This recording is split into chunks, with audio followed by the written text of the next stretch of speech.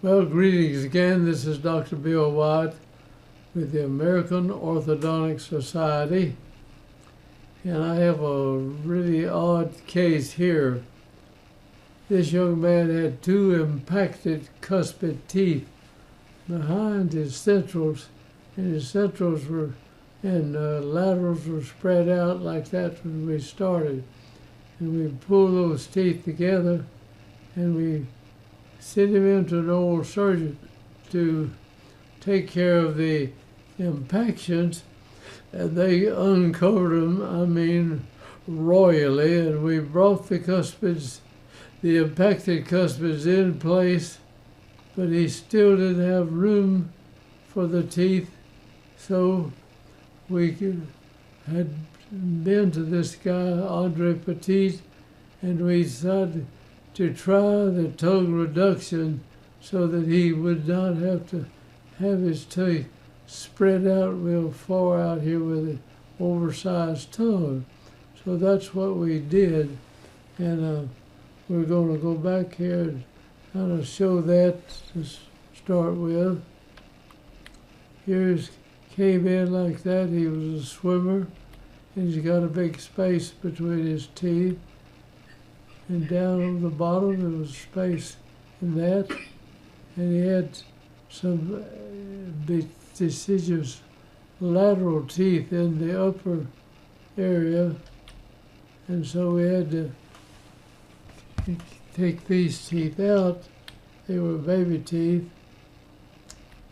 and he was missing those baby teeth on the bottom, but he had two impacted cuspids in this area and in this area here, and they uncovered these impacted teeth, and we brought them in. Now you can see the impacted cuspids right up in here. I'll take that away so you can see them better. We put the impacted cuspids in place and kind of enlarge that to get them in there. And he had these wisdom teeth up above, and there's one missing down here, but he had wisdom teeth here, here, and here. Now, we brought the cuspids in and lined them up. We hooked onto them, put elastics to pull them down, and the old surgeon got carried away here. He took a gap off it here, and this is where we had these deciduous teeth in this area. And they just really opened up the area. We bonded some material on it. We hooked elastics coming from here up to those teeth, and we pulled the cuspids down, got them in place. Now they'll pull them up in there.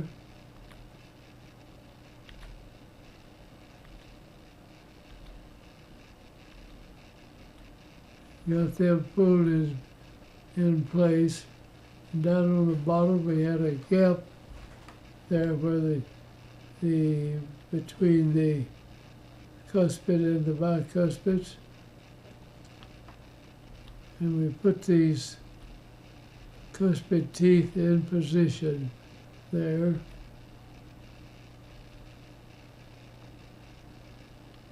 Now, we tried to close that space up, and I would close it, and it opened back up again. And we couldn't get the space closed to stay that way. It would keep opening up again. And so we told the people about this operation where you reduce the tongue. I had just gone up and saw that, and so we recommended reduction of the tongue here. So we sent him, I got an ENT guy here in the States to find out how Andre Petit did this, and he talked to the oral surgeons that helped with Andre Petit, and so they told him we just open that up and get a big enough gap in there, and so they came in, and I sent him in to the ENT guy. And the ENT guy took this picture, or else I took it after. And this is where he said he took a each wide strip out of the tongue, and it's about over 3 inches long back in here. Said when he sewed it together, he thought, well, that didn't get enough on there. But it was enough for us to close the gap, and it stayed closed. And that's the tongue that's been reduced that much. You can see where it's pulled together here. And the taste buds are along the side here, so it made very little difference. And he could talk and do things, and the tongue was just oversized, and he couldn't keep it. It kept spreading the gap out like that. And so that's the end of this video.